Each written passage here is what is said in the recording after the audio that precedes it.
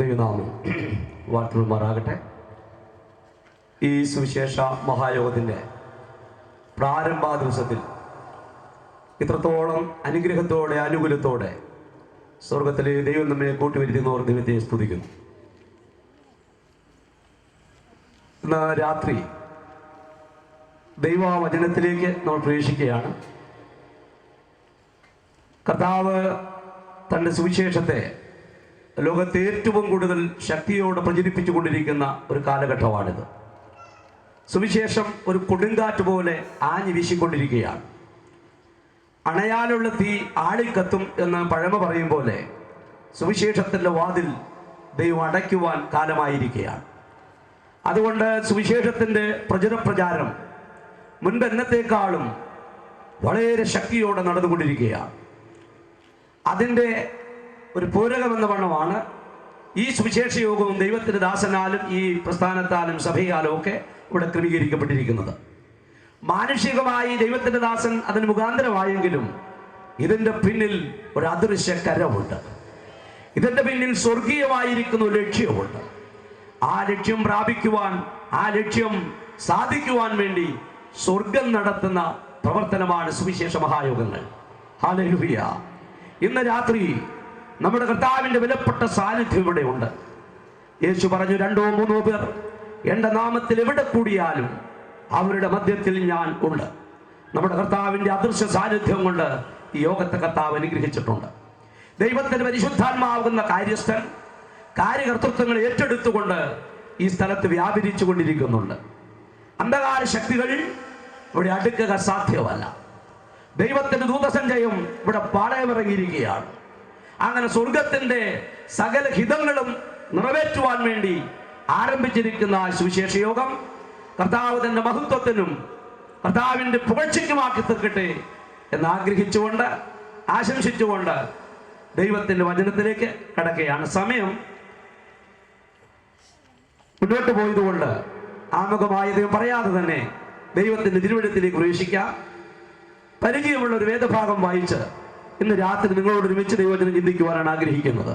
ലൂക്കോസ് വിശേഷം 10-ാം അധ്യായം 35-ാം വാക്യം ഒരാൾക്ക് ശബ്ദമുയർത്തി വായിക്കാം.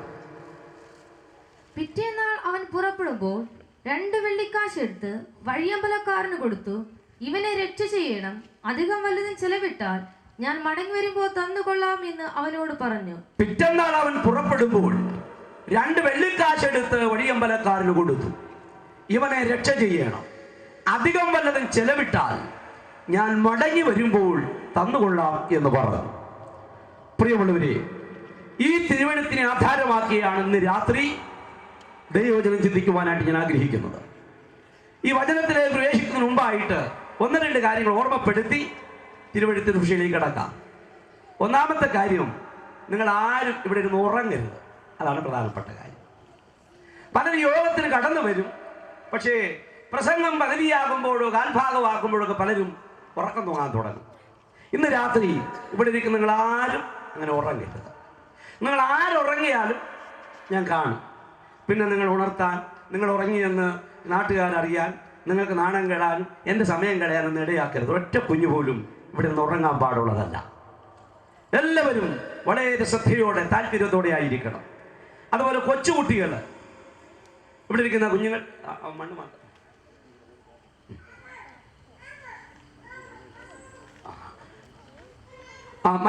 കൊച്ചുകുട്ടികൾ മാറി നിന്നോട്ടെ.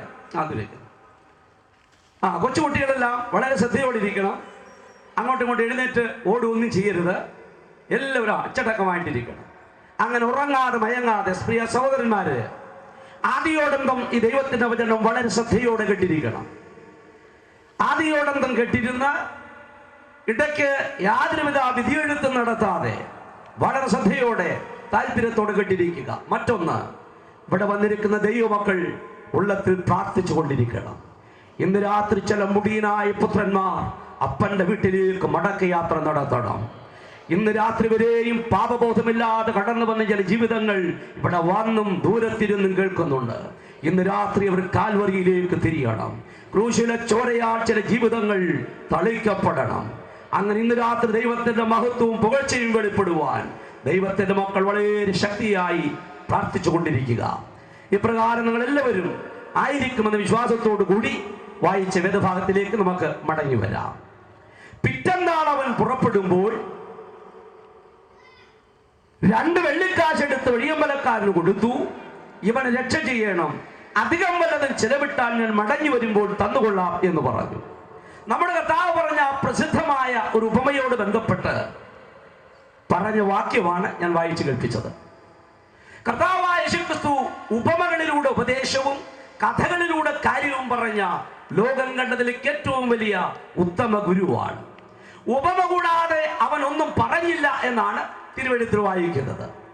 അങ്ങനെ ഉപമകളിലൂടെ ഉപദേശവും കഥകളിലൂടെ കാര്യവും പറഞ്ഞായിരുന്നു നമ്മുടെ കർത്താവ് സ്വർഗീയ മർമ്മങ്ങളെ സാധാരണക്കാരെ പോലും ഗ്രഹിപ്പിച്ചുകൊണ്ട് മുന്നേറിയത്. കർത്താവായ യേശുക്രിസ്തുവിന്റെ ഉപമ എന്നുള്ളത് ബൈബിൾ പഠിതാക്കളുടെ മാത്രം വിഷയമല്ല. യേശുക്രിസ്തു ഉപമ പറഞ്ഞ് ഉപദേശം സ്ഥാപിക്കുന്ന രീതി ലോകത്ത് അനേകം മഹത്തുക്കൾ മാതൃകയായി സ്വീകരിച്ചിട്ടുണ്ട്. സ്വാമി വിവേകാനന്ദൻ അദ്വൈതമെന്ന മഹാ കടുകട്ടിയുള്ള വിഷയം വിശദീകരിക്കുവാൻ ഉപമകളായിരുന്നു ഉപയോഗിച്ചിരുന്നത്.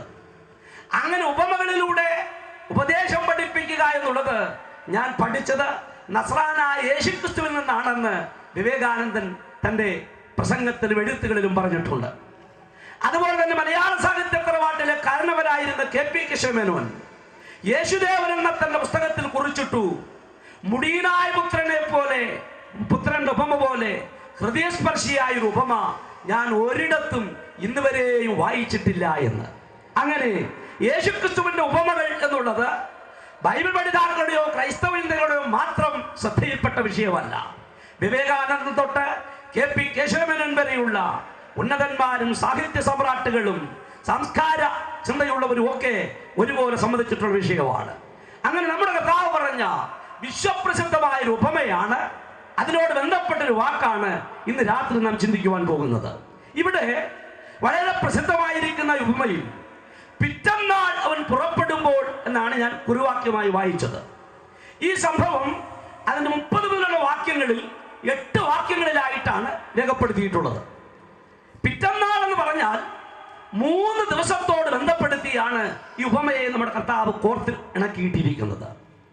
പിറ്റന്നാൾ എന്ന് പറയുമ്പോൾ അതിന്റെ തലേന്നൊരു ദിവസമുണ്ട്, പിന്നെ അടുത്ത ദിവസം, പിന്നെ മറ്റൊരു ദിവസം. അതാണ് ഞാൻ മടങ്ങി വരുമ്പോൾ തന്നുകൊള്ളാം എന്ന് പറഞ്ഞത്. 3 ദിവസങ്ങളോട് ബന്ധപ്പെടുത്തി അനുഗ്രഹിക്കപ്പെട്ട ആത്മീക ചിന്തകളുടെ സത്ത, അതിന്റെ കാമ്പും കടമ്പും ഉൾക്കൊള്ളുന്ന അനുഗ്രഹീതമായിരിക്കുന്ന ഉപമയാണത്. അതിൽ 1-ാമത്തെ ദിവസം എന്നുള്ളത് അതിൽ 30 മുതലുള്ള വാക്യങ്ങൾ വായിക്കുമ്പോൾ സംഭവിക്കുന്ന ഒരു വിഷയമാണ്. 1-ാം ദിവസം എന്താണത്? 30-ാം വാക്യം വായിക്കാം. ഒരു മനുഷ്യൻ യെരൂശലേമിൽ നിന്ന് യെരിഹോവിലേക്ക് പോകുമ്പോൾ കള്ളന്മാരുടെ കയ്യിൽ അകപ്പെട്ട് അവർ അവനെ വസ്ത്രമഴിച്ച് മുറിവേൽപ്പിച്ച് അർത്ഥപ്രാണനായി വിട്ടേച്ചു പോയി. ഒരു മനുഷ്യൻ യെരൂശലേമിൽ നിന്ന് യെരിഹോവിലേക്ക് യാത്ര ചെയ്യുന്നു. ഇതാണ് 1-ാം ദിവസത്തിന്റെ പ്രാരംഭം. ഈ മനുഷ്യനെ വന്നുഭവിച്ചതായിരിക്കുന്ന ഒരു വിന, ആ മനുഷ്യന് അനുഭവിക്കേണ്ടി വന്ന വേദനകൾ, ആ മനുഷ്യന്റെ മേൽ കള്ളന്മാർ ഉണ്ടാക്കിയ മുറിവുകൾ, ഇതൊക്കെയാണ് 1-ാമത്തെ ദിവസത്തോട് ബന്ധപ്പെട്ട പ്രാരംഭ ഭാഗം. ഒരു മനുഷ്യൻ യെരൂശലേമിൽ നിന്ന് യെരിഹോവിലേക്ക് പുറപ്പെടുമ്പോൾ കള്ളന്മാരുടെ കയ്യിൽ അകപ്പെട്ടു എന്ന് പറഞ്ഞാണ് നമ്മുടെ കർത്താവ് ഈ ഉപമ ആരംഭിച്ചത്.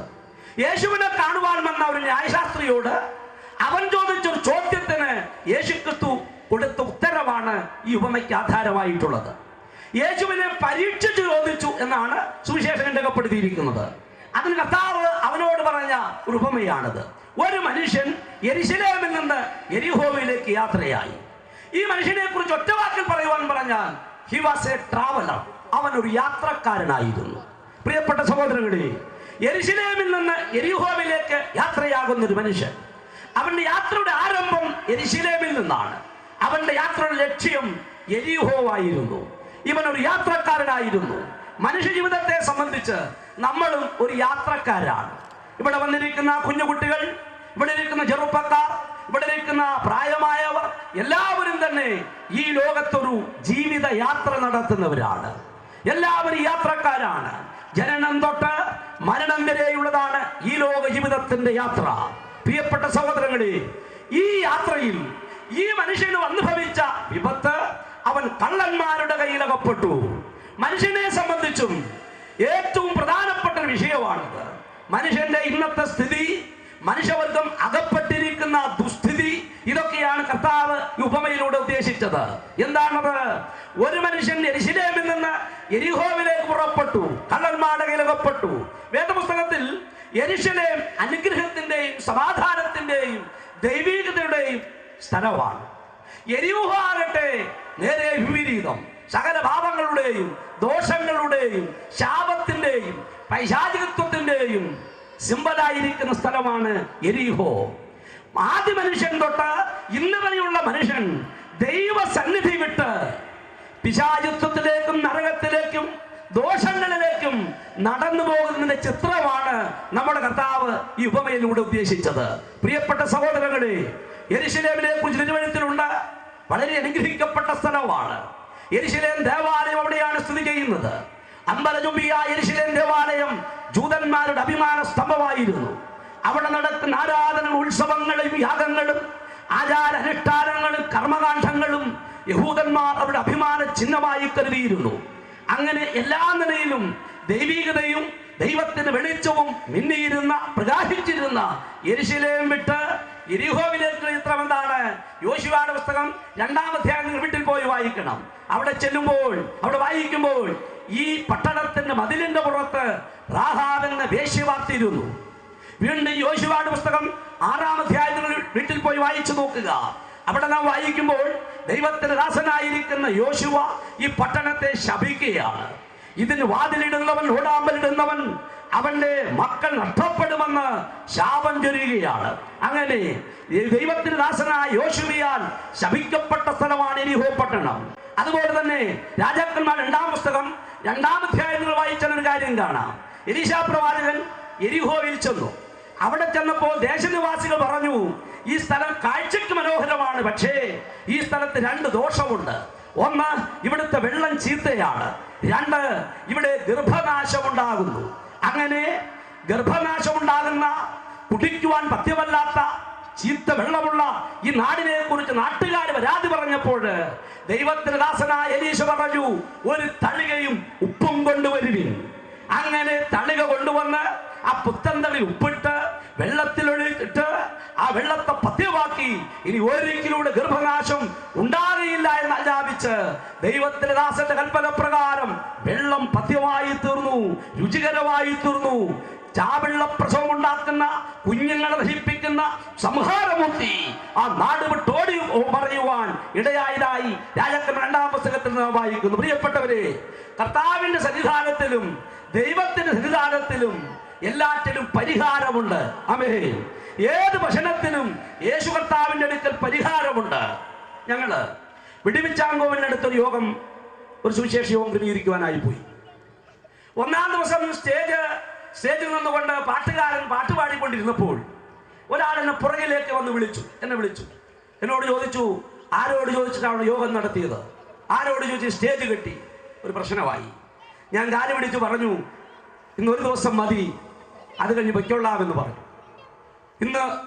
നാളെ ഇവിടെ കാണരുത്, പൊയ്ക്കൊള്ളണം. ശരിയെന്ന് ഞാൻ പറഞ്ഞു. അങ്ങനെ പ്രസംഗം ആരംഭിച്ചപ്പോൾ ഈ കാര്യം ഞാൻ മൈക്കിലൂടെ പറഞ്ഞു. ഒരു 2-3 ദിവസം യോഗം നടത്താനാണ് വന്നത്. എന്നാൽ ഇങ്ങനെയൊരു പ്രതികൂലം ഉണ്ടായതുകൊണ്ട് ഇവിടെ വിട്ട് പോവുകയാണ്. ഞങ്ങളുടെ ഗുരു പറഞ്ഞിരിക്കുന്നത്, ഒരു സ്ഥലത്ത് സ്വീകരിച്ചില്ലെങ്കിൽ കാലിലെ പൊടി തട്ടി മടങ്ങിപ്പോകുവിൻ എന്നാണ്. അതുകൊണ്ട് മടങ്ങിപ്പോവുകയാണെന്ന് പറഞ്ഞപ്പോൾ ഈ പൊടി തട്ടുന്നു എന്ന് കേട്ടപ്പോൾ അവർക്കൊരു പേടി. കാരണം എന്ത് പൊടിയാണെന്ന് അവർക്ക് അറിഞ്ഞുകൊണ്ടില്ല, അക്രൈസ്തവരാണ്. അതിലൊരാളെന്നോട് ചോദിച്ചു, ഞാനൊരു സ്ഥലം തന്നാൽ യോഗം നടത്താമോ എന്ന് വിളിച്ച് ചോദിച്ചു. ഞാൻ പറഞ്ഞു നടത്താമെന്ന് പറഞ്ഞു. അങ്ങനെ അന്ന് രാത്രി തന്നെ ഈ സ്റ്റേജ് പൊളിച്ച് അപ്പുറത്തേക്ക് മാറ്റി അവിടെ ഒരു സ്റ്റേജ് കെട്ടി. ഹിന്ദുവാണ്, ക്രിസ്ത്യൻ അല്ല. ഒരു സ്റ്റേജ് കെട്ടി. എനിക്ക് അത്ഭുതം തോന്നി. അന്ന് രാത്രി ആ സ്ഥലത്താണ് ഞങ്ങൾ താമസിക്കുക. ഞാനും സഹപ്രവർത്തകരുണ്ട്, അവിടെ താമസിക്കുകയാണ്. ഞങ്ങൾക്ക് താമസത്തിനും സ്ഥലം ഈ മനുഷ്യൻ തന്നെ തന്നിരിക്കുകയാണ്.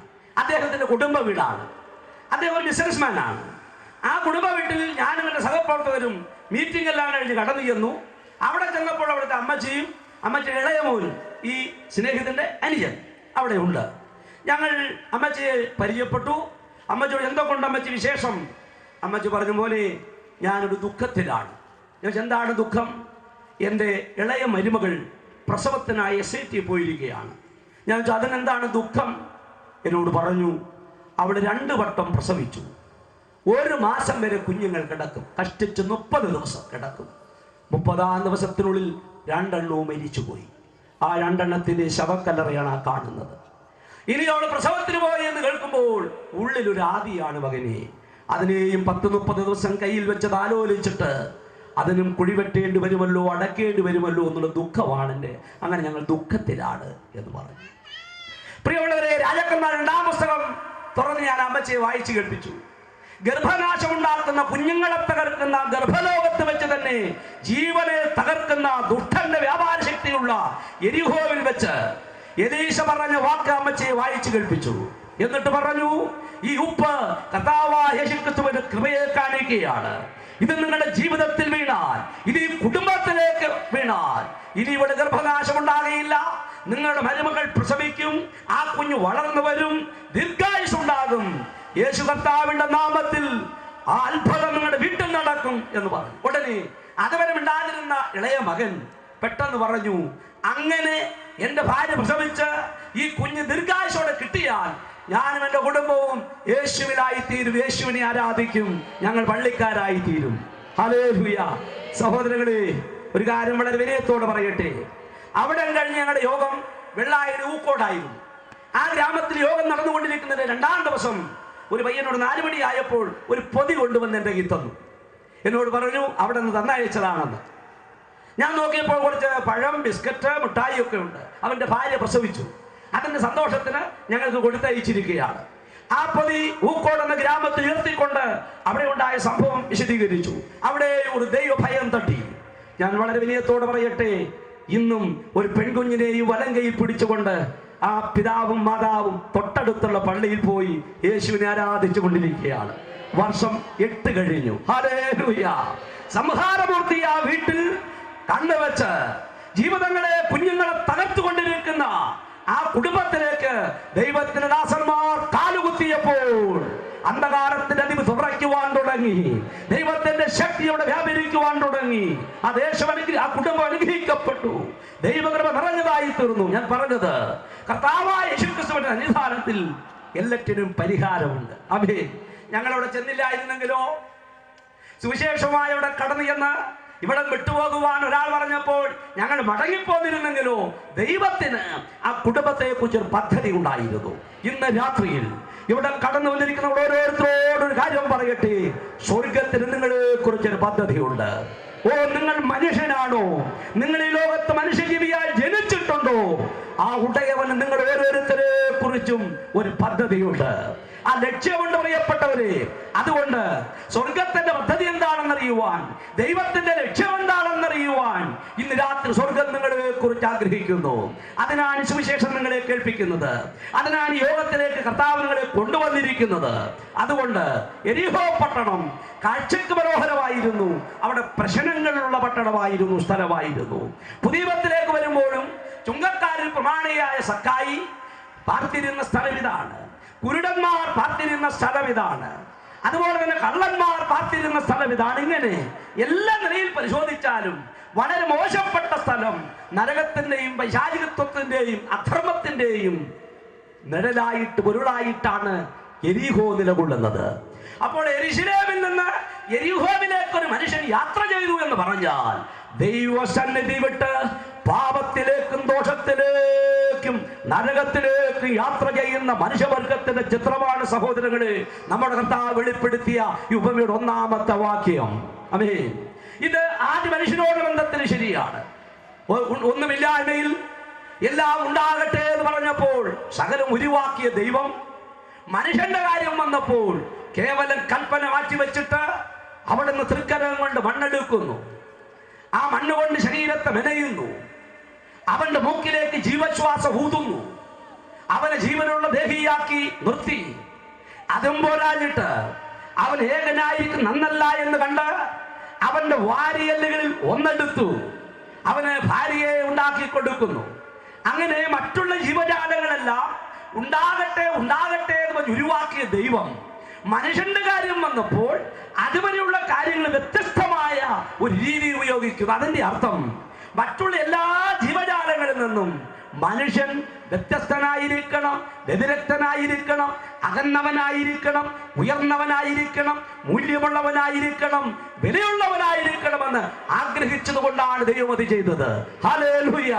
ഞാനും നിങ്ങളും നമ്മുടെ വീട്ടിൽ കെട്ടുന്ന പശുവിനേക്കാളും, തെരുവിലൂടെ നടക്കുന്ന നായേക്കാളും, മറ്റ് കാട്ടുജാതികളെക്കാളും, പറവജാതികളെക്കാളും, ജലജന്തുവിനേക്കാളും വിലയുള്ളവരാണ്.